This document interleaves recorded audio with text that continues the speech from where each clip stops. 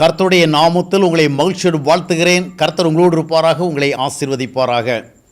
சிலருடைய வாழ்க்கையில் பெரிய பிரச்சனைலாம் இருக்கும், பெரிய நெருக்கடியெல்லாம் இருக்கும். ஆனால் அவங்களுக்கு அதை குறித்த கவலை கொஞ்சம் தான் இருக்கும். அவ்வளோ பெரிய பிரச்சனை இருக்கும், ஆனால் அதை குறித்த பதட்டம் கலக்க கொஞ்சம் தான் இருக்கும். சிலருடைய வாழ்க்கையில் அப்படியே தலைகீழாக இருக்கும். பிரச்சனை கொஞ்சம் தான், கவலை அவ்வளோ பெருசாக இருக்கும். நெருக்கடி கொஞ்சம் தான், ஆனால் அதை குறித்த பயம் ரொம்ப அதிகமாக இருக்கும். உண்மையிலே அவங்க பாதிக்கப்படுகிறது எதனாலன்னா அவங்களுக்கு இருக்கிற பிரச்சனைனால அல்ல, அவங்களுக்கு இருக்கிற நெருக்கடினால் அல்ல. அதெல்லாம் எளிதாக கடந்து போகலாம். ஆனால் அந்த பிரச்சனை குறித்து அவர்களுக்குள் ஏற்பட்டிருக்கிற கவலை, அந்த நெருக்கடியை குறித்து அவர்களுக்குள் ஏற்பட்டிருக்கிற அச்சம், அவர்களுக்கு அந்த பிரச்சனை வருகிறது வந்தாலும் அது பெரிய அளவில் ஒரு பாதிப்பு ஏற்பட தான் போய்விடுகிறது. ஆனால் அந்த பிரச்சனை குறித்த கவலை இருக்கிறது பாருங்கள், இவர்களுக்குள் பெரிய மனப்பாதிப்பு ஏற்படுத்தி நாளடைவில் பலவிதமான வியாதிகளையும் கொண்டு வந்து விடுகிறது. பிபி வந்து விடுகிறது, சர்க்கரை நோய் வந்து விடுகிறது, பலவிதமான பதட்டம் சார்ந்த நோய்களெல்லாம் வந்து விடுகிறது. வாழ்க்கையில் ஏன் நமக்கு சின்ன பிரச்சனைகள் பெரிய பதட்டத்தை தருகிறது, சின்ன சின்ன சாதாரணமான விஷயங்கள் பெரிய கவலையை தருகிறதுன்னு சொன்னால், இருதயத்தில் தேவனுடைய ஆளுகை இல்லை. கர்த்தர் ஒரு இருதயத்தை ஆளுகை செய்கிற பொழுது அந்த இருதயத்துக்கு ஒரு நம்பிக்கை இருக்கும்.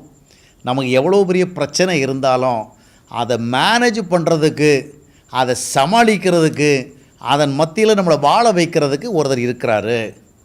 இப்போது உங்களுக்கு பிரச்சனை இருக்குன்னு வச்சிங்களா, அதே இடத்துல உங்களுக்கு இந்த மாதிரிப்பட்ட டாஸ்கெல்லாம் எளிதாக டேக்கிள் பண்ணுற இந்த பிரச்சனைகளெல்லாம் சமாளிக்கிற மேனேஜ் பண்ணுற ஒருத்தர் உங்கள் நண்பர், அவர் உங்களோட இருந்தால் நீங்கள் என்ன செய்வீங்க? கவலைப்பட மாட்டீங்க. நீங்கள் தனியாக இருந்தால் தான் சின்ன விஷயம்னாலும் ரொம்ப பயப்படுவீங்க.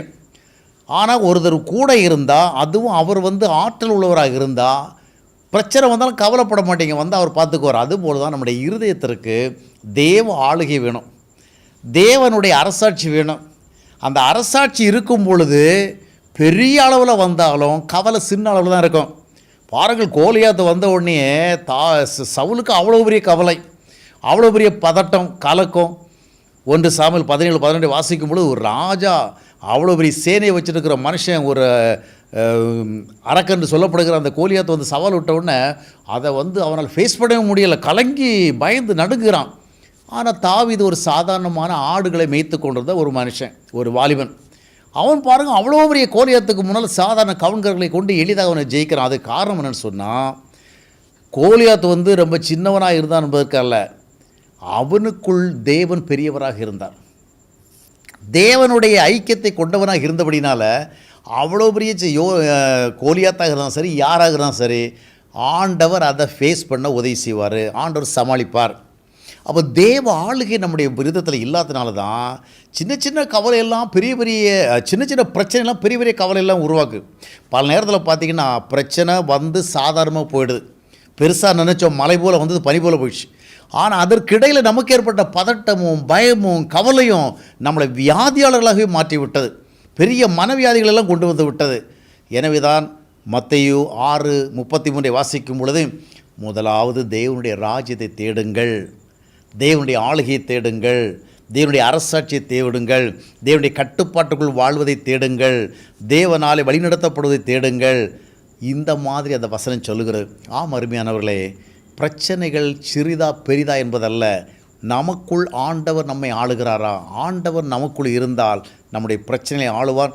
மலை போல வந்தாலும் அது பனி போல உருகி போய்விடும். எவ்வளவு நெருக்கடியாக இருந்தாலும் அதை கடந்து போவதற்கு ஆண்டவர் உதவி செய்வார். எப்பக்கத்தில் நெருக்கப்பட்டாலும் ஒடுங்கி போகாமல் வாழ ஆண்டவர் உதவி செய்வார். எனவே தைரியமாக இருங்கள், கர்த்தருடைய ஆளுகை உங்களுக்குள் எதிர்பாருங்கள், கர்த்தர் உங்களை ஆசீர்வதிப்பார்.